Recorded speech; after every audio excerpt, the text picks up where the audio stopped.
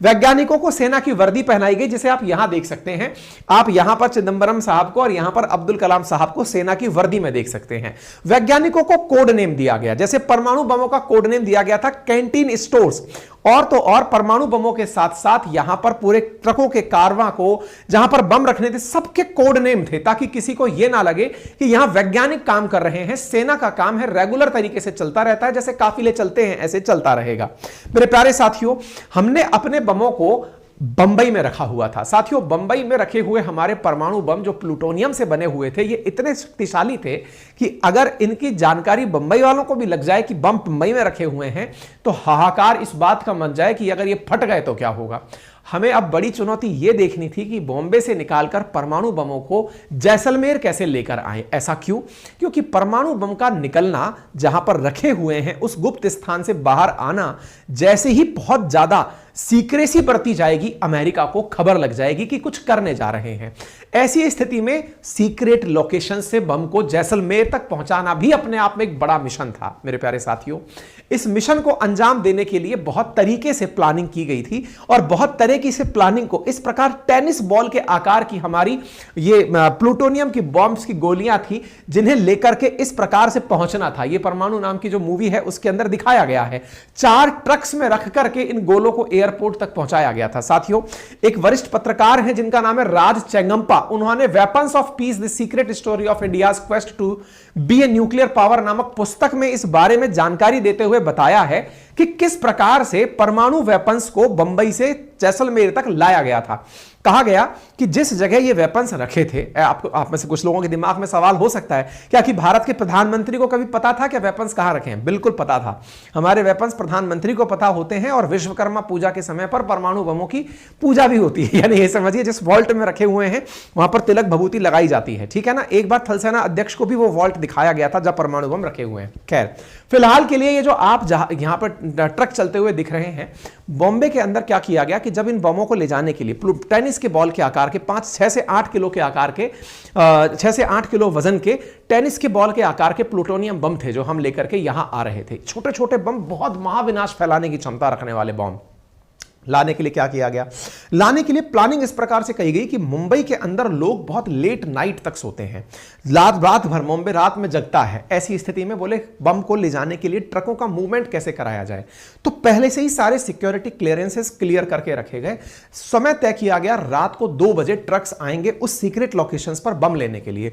वैज्ञानिकों को और उन जांच एजेंसीज को पता था कि ये कहां पर आएंगे। 4 ट्रक्स प्रॉपर तरीके से आते हैं, रात को 2 बजे पहुंचते हैं, वहां से ट्रक्स अपने साथ बॉम्ब्स को लेकर के कुछ ही मिनटों की दूरी पर रखे एयरपोर्ट पर पहुंचते हैं।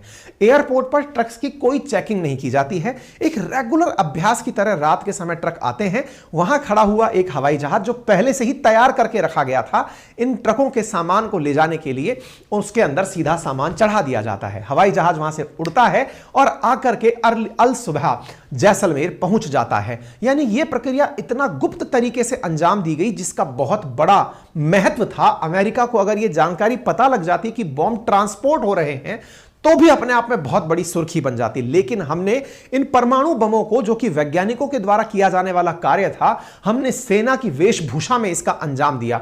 इसलिए लोगों को लगा कि सेना का रेगुलर मूवमेंट चल रहा है, और जैसलमेर चूंकि पाकिस्तान बॉर्डर के नजदीक है, तो सेना का मूवमेंट आए दिन लगा रहता है। हम अपने तरफ से जो हमारे उस समय के राष्ट्रपति नारायणन साहब थे, उनको बोले कि आप अपने वर्ल्ड टूर को थोड़ा सा पोस्टपोन कर दीजिए। उन्हें जाना था विदेश यात्रा पर, उन्हें थोड़ा होल्ड पर डाल दिया गया। जो चिदंबरम साहब हैं, इनकी बेटी का विवाह होना था। इनसे कहा गया आप अपनी बेटी के विवाह को कुछ दिन टाल दीजिए, क्योंकि विवाह के अंदर आप उपस्थित नहीं हो पाएंगे तो लोगों को शक हो जाएगा कि आप किसी ना किसी गुप्त काम पर लगे हुए हैं, तो किसी को किसी प्रकार का डाउट ना हो। इसलिए इस पूरे कार्यक्रम को सेना का कार्यक्रम बनाकर दिखाया गया, वैज्ञानिकों का कार्यक्रम नहीं। यह नहीं दिखाया गया कि डीआरडीओ कुछ कर रहा है, यह नहीं दिखाया गया कि भारत एटॉमिक रिसर्च इंस्टीट्यूट कुछ कर रहा है। गुप्त रूप से जिस कार्य को अंजाम दिया जा रहा था, ट्रक उन प्लूटोनियम बमों को लेकर के पोखरण पहुंचते हैं। सीक्रेट वॉल्ट में रखे ट्रकों सामान को लेकर के यहां पर जब पहुंचते हैं, जहाज से सामान को जब यहां पहुंचाया जाता है, तो ये नजारा अपने आप में बहुत खास होता है। और इसके ऊपर ये जो राज चेनगप्पा हैं, इनकी पुस्तक के अंदर कंप्लीट डिटेल लिखी गई है कि किस प्रकार से हमारे इन वेपन्स को ले जाकर के पहुंचाया गया था। राजा गोपाला चिदंबरम जी उस समय हेड हुआ करते थे और वो बहुत ज्यादा इस विषय को लेकर के चिंतित थे कि परमाणु यहां तक बम पहुंचेगा कैसे। खैर चलिए, इसके बाद क्या हुआ साथियों, इसके बाद में अब इन बॉम्ब्स को जमीन के अंदर लगभग 200-250 मीटर बताया गया था, कई जगह लिखा हुआ है लगभग 280 मीटर की गहराई में गड्ढे खोद करके बॉम्ब्स को डाला गया था। अक्सर यह कहा जाता है कि बॉम्ब्स जब चलते हैं तो जमीन के भीतर गड्ढा होता है, लेकिन यहां पर क्या किया गया, पहले हमने गड्ढे खोदे और गड्ढे खोद करके लगभग 200-250 मीटर के गड्ढे में अपने बॉम्ब्स को रखा, ताकि उसकी वजह से राजस्थान के आसपास के क्षेत्रों में किसी प्रकार की कोई जनहानि ना हो। क्योंकि बम जब चलेगा, अच्छा दो बातें होती हैं परमाणु बम के अंदर, और वो क्या है, परमाणु बम जब चलता है तो बड़ी ऊर्जा तो उत्पन्न करता ही है, साथ में रेडिएशंस भी छोड़ता है। रेडियो एक्टिव विकिरणें अल्फा बीटा गामा के नाम से निकलती हैं। जो गामा रेडिएशंस हैं, जो बहुत दूर तक अपना असर डालती हैं, उनका अगर अवशोषण समय रहते कर लिया जाए तो उसका नुकसान दुनिया पर नहीं होता। इसलिए पहले यह गड्ढा खोदा गया और गड्ढे को खोद करके उस गड्ढे के चारों तरफ बड़ी संख्या में प्याज भरे गए। साथियों, कहा जाता है कि भारत में 2 बार प्याज के भाव आसमान छुए हैं और उसको लेकर सरकारों का विरोध भी हुआ है, और कहा गया कि उस समय बड़ी संख्या में प्याज को खरीदकर सेना ने अपने पास रखा था, क्योंकि उस प्याज को खरीदकर टनों, मतलब कई टन प्याज जो है वो उन गड्ढों में भरकर रखा गया था, क्योंकि कहा जाता है कि प्याज गामा रेडिएशंस को सोख लेता है। ऐसी स्थिति में परमाणु बमों को गड्ढों में और उसके चारों तरफ भयंकर तरीके से प्याज भरकर रख दिया गया कि अगर यह ब्लास्ट होता भी है तो रेडिएशंस को यह प्याज पूरी तरह से सोख लेगा। अब सोचने की बात यह है कि पोखरण जो पहले से ही 1974 में ही अमेरिका की नजर में आ चुका था, 1995 में हम एक बार परीक्षण के लिए जाते समय पकड़े गए थे।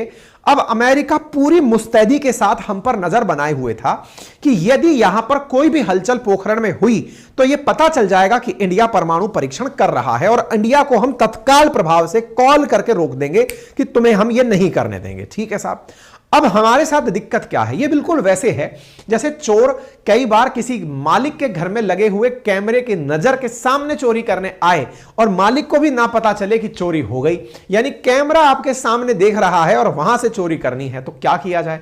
चोर तो साहब मुंह ढक के चोरी करने आ जाता है, लेकिन हमारे सामने मुसीबत यह है कि हम मुंह ढक के भी नहीं कर सकते। क्यों? क्योंकि उसका जो सैटेलाइट चल रहा है वो कैसी भी मूवमेंट उस क्षेत्र में देखेगा, कैप्चर कर लेगा। तो हमारी मुसीबत यह थी कि हमें पूरे टाइम यह नजर भी रखनी थी कि हमारे ऊपर से सैटेलाइट कब क्रॉस हो रहा है। जिन जिन समय पर सैटेलाइट हमारे ऊपर से क्रॉस होगा, हम उस समय पर कोई काम नहीं कर सकते, नंबर 1। और नंबर 2, सैटेलाइट में हर 4 घंटे, हर 8 घंटे, हर 12 घंटे बाद की तस्वीरें ली जाती थी, और उन तस्वीरों में यह देखा जाता था कि क्या इस साइट पर कोई भी हलचल हुई है, क्या कोई भी परिवर्तन इस साइट पर हुआ है। अगर हुआ है तो फिर उसका माइन्यूटली ऑब्जर्वेशन किया जाता था। तो अब आप सोचिए, हमारे लिए उस क्षेत्र में 280 मीटर के आसपास का पहले तो गड्ढा खोदना, 100 से अधिक वैज्ञानिकों को उस क्षेत्र में इस प्रकार की व्यवस्था के लिए तैयार करना सो दैट वो परमाणु परीक्षण कर पाए, वैज्ञानिकों को वहां पर पहुंचाना, ट्रांसपोर्ट के नाम पर ट्रकों का वहां पहुंचना और किसी भी प्रकार की चूक ना हो, यह सारा अंजाम देना था। अब आप सोचिए किस तरह से यह प्लान किया गया होगा। जब वो सैटेलाइट गुजरता, हम उस दौर में अपने काम को अंजाम देते, जैसे ही वो निकला हम खोदना शुरू करते, अपना माल डालते, और जैसे ही वो निकलता हम तुरंत अपने ऊपर चद्दर ओढ़ करके या फिर ये समझ के कि वहां से डायरेक्ट छुप करके गायब हो जाते। आप ये फिल्म देखिएगा, परमाणु करके जो फिल्म है, इसमें बहुत बेहतरीन तरीके से इस दृश्य को दिखाया गया है कि किस प्रकार से इसको अंजाम दिया गया था। बड़े ही गुप्त तरीके से हमने इस पूरे कार्यक्रम को अंजाम दिया कि हम उनकी नजर में ना आए। साथियों, उनकी नजर में ना आए और इस काम को हम अंजाम देते जाएं। तो अब आप सोचिएगा कि केंद्रीय नेतृत्व में बैठे प्रधानमंत्री के द्वारा, अटल जी उस समय बैठे हुए हैं, उन्होंने भी इसमें इतनी जबरदस्त सीक्रेसी बरती थी कि उनके तत्कालीन जो एनएसए थे, जैसे आज हमारे डोभाल साहब हैं, ऐसे उस समय ब्रजेश मिश्र साहब हुआ करते थे, उनको पता था कि क्या काम हो रहा है। प्रधानमंत्री को पता है, एनएसए को पता है, लेकिन रक्षा मंत्री जॉर्ज फर्नांडिस साहब तक सबको नहीं पता है कि हम परमाणु परीक्षण करने जा रहे हैं। इस लेवल की सीक्रेसी यहां पर चिदंबरम साहब को पता है, आर चिदंबरम साहब जो परमाणु ऊर्जा आयोग के अध्यक्ष हैं, साथ में अब्दुल कलाम साहब और उनकी टीम को पता है कि हम क्या कर रहे हैं, लेकिन देश में किसी राजनेता को कानो कान खबर नहीं है कि देश परीक्षण करने जा रहा है। लेकिन इस दौर में राजनेताओं के सामने भी प्रधानमंत्री को बड़ा ही शांत रिएक्ट करना है कि हम इस काम को अंजाम देने तो जा रहे हैं, लेकिन मजाक ना बन जाए, क्योंकि दुनिया की खुफिया एजेंसी में सर्वश्रेष्ठ मानी जाने वाली CIA हम पर एनी टाइम निगरानी रख रही है। तो अब आप सोच गए होंगे कि उस समय का कालखंड किस प्रकार का रहा होगा। अब ऐसी स्थिति में हम परमाणु बमों को इस वाली न्यूक्लियर साइट पर गहरे गड्ढे में उतार रहे हैं।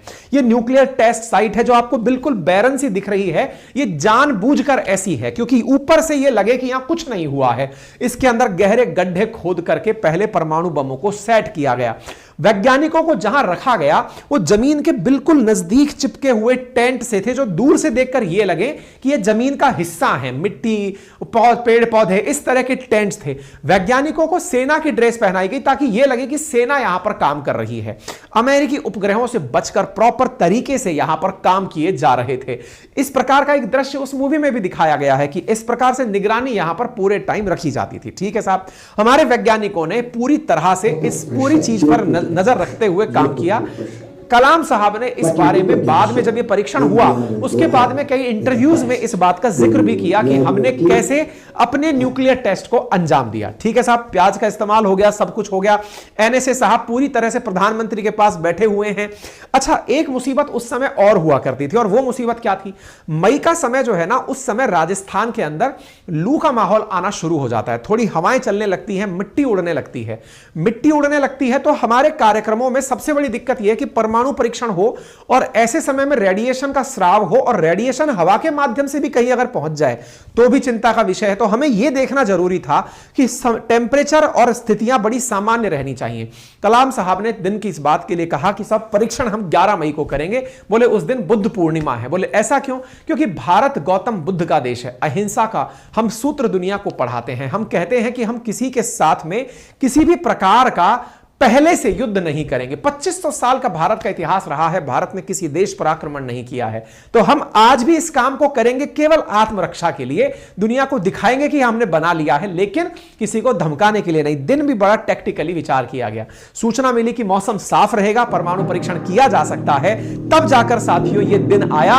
और इस दिन में इस परमाणु परीक्षण को होते हुए आप इस तस्वीर में देख रहे हैं किस प्रकार से आसमान में धूल का गुबार उठा। साथियों, यह ऐसा बॉम्ब ब्लास्ट था कि अगर यह धरातल पर किया गया होता तो संभवतया आसपास बॉर्डर भी गायब हो गए होते।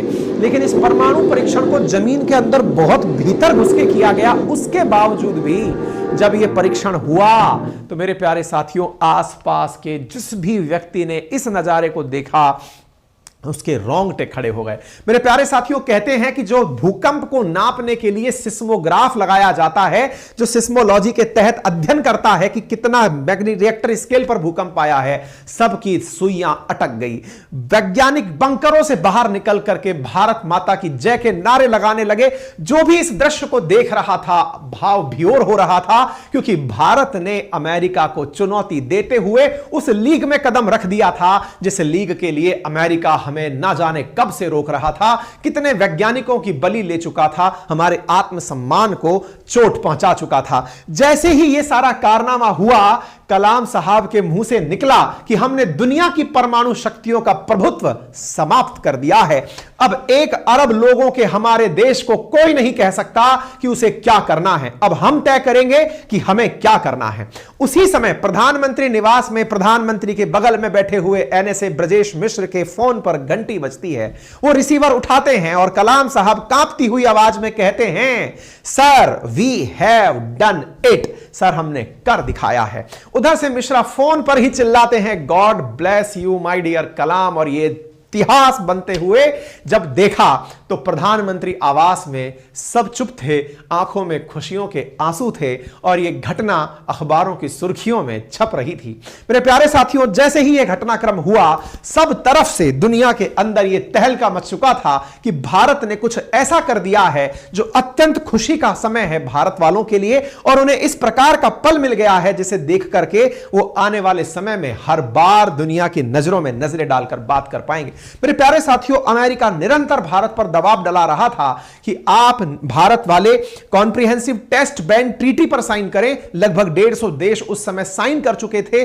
नॉन प्रोलिफरेशन ट्रीटी पर साइन करें, सीटीबीटी पर हस्ताक्षर करें, लेकिन भारत साफ इनकार कर चुका था कि नहीं, हम परमाणु बम रख करके ही कुछ करेंगे। तो मेरे प्यारे साथियों, जब यह काम हुआ तो उस समय अटल जी के द्वारा इस भाव की अभिव्यक्ति कैसे दी गई, उस समय का आप एक दृश्य देखिए।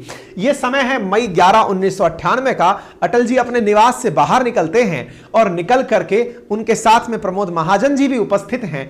यहां पर भारत का झंडा लगा हुआ है। प्रेस कॉन्फ्रेंस के लिए प्रधानमंत्री आते हैं और प्रधानमंत्री लिखी हुई लाइन लेकर आते हैं और केवल अपने स्तर पर एक ही लाइन बोलते हैं, हमने आज शाम को इतने बजे परीक्षण कर दिया है। प्रधानमंत्री Atal Bihari Vajpayee at 15:45 hours India conducted 2 nuclear tests in Pokhran range. These tests conducted today. Devices के नाम लिए। सबसे इंपॉर्टेंट बात यह है कि आपने अनाउंसमेंट में गिनती की पंक्तियां बोली और पत्रकारों से कहा, नो क्वेश्चंस प्लीज, आज कोई हमसे सवाल नहीं करेगा। आप इस इंटरव्यू के खत्म होने का दृश्य जरूर देखिएगा, मात्र 2 मिनट का इंटरव्यू है।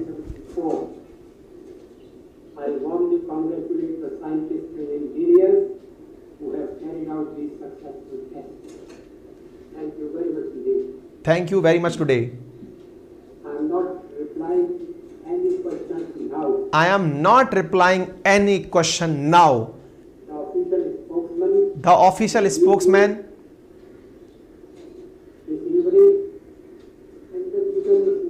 मतलब स्पेशल स्पोक पर्सन ही आपको जवाब देगा, मैं कोई जवाब नहीं दूंगा, कहकर प्रधानमंत्री यहां से निकल गए। मतलब ये वो दृश्य था जो कि बहुत से लोगों को एक लाइन में जवाब दे गया था कि मैं कोई भी जवाब नहीं दूंगा। और ये लाइन जब निकल कर आई, भारत के अंदर जश्न का माहौल था। ये वो कालखंड था जिस पर भारत पर दबाकर सैंक्शंस लादने की तैयारियां हो गई। अमेरिका ने कहा ये क्या कर दिया, लेकिन ऐसी स्थिति में भारत को हम अकेला छोड़ देंगे, सैंक्शंस लगा देंगे। भारत ने कहा सब कबूल है, तुम्हें जितने सैंक्शन लगाने हैं लगा दो, हम भुगतने को तैयार हैं। अटल जी ने इस कारनामे को डंके की चोट पर करके दिखाया, क्योंकि हमारे वैज्ञानिकों में यह क्षमता बहुत पहले से थी, भाभा के समय से थी, भाभा के समय से थी, राजा रमन्ना के समय से थी। लेकिन भारत जब से आजाद हुआ तब से निरंतर युद्धों में ही व्यस्त चल रहा था। उनके बावजूद भारत ने 1974 में परीक्षण करके दिखाया। तब लोगों ने हमारा मखौल बनाया कि तुमने तो केवल चला के देखा है कि चलता है कि नहीं, उसे परीक्षण ही नहीं माना गया। लेकिन अमेरिका यह समझ गया कि भारत तैयारी तो कर रहा है, तैयारी कर रहा है, तो अब इसे करने नहीं दिया जाएगा, करने नहीं दिया जाएगा। तो 1995 में हमें करने नहीं दिया गया। अटल जी जैसे ही सरकार में आए, सबसे पहले कहा करना है भाई, यही करना है, सबसे पहले यह तय किया जाए। और साथियों, यह कारनामा हुआ। और ऐसी स्थिति में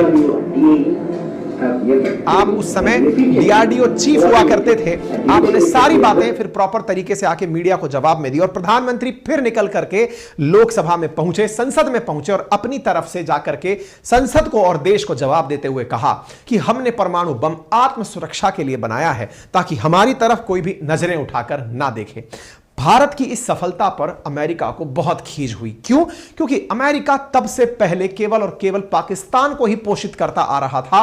निरंतर हर भारत पाकिस्तान युद्ध में पाकिस्तान को अमेरिका के द्वारा सपोर्ट दिया जा रहा था। बिल क्लिंटन उस समय भारत की तरफ बहुत खफा होते हुए उन्होंने हमारे ऊपर बहुत सारे सैंक्शंस लगा दिए। आप ये खबर देख सकते हैं 1998 की, US imposes sanctions on India. और ऐसी स्थिति में ब्लिंकन की तरफ से बयान आया और उन्होंने पब्लिकली बाहर आते हुए कहा, और ये उनका स्पीच भी है जिसमें उन्होंने कहा कि एशिया के अंदर भारत के द्वारा परमाणु बम का परीक्षण किया गया है, यह सही तरीका नहीं है। भारत को कॉम्प्रिहेंसिव टेस्ट बैंड ट्रीटी के ऊपर साइन करना चाहिए। हम इस तरह की चीजों को एडमायर नहीं करते हैं, लेकिन भारत तो पहले ही निर्णय ले चुका था कि हम अब ऐसा ही करेंगे। और भारत ने लोगों को यह विश्वास जरूर दिलाया कि हम नो फर्स्ट यूज, हम अपने स्तर पर पहले कभी भी इसका इस्तेमाल नहीं करेंगे।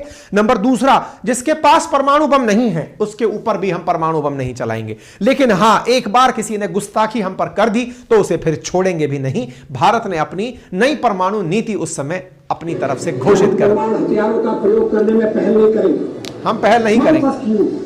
No first use. कि जिनके पास परमाणु शस्त्र नहीं है हम उनके विरुद्ध उनका उपयोग नहीं।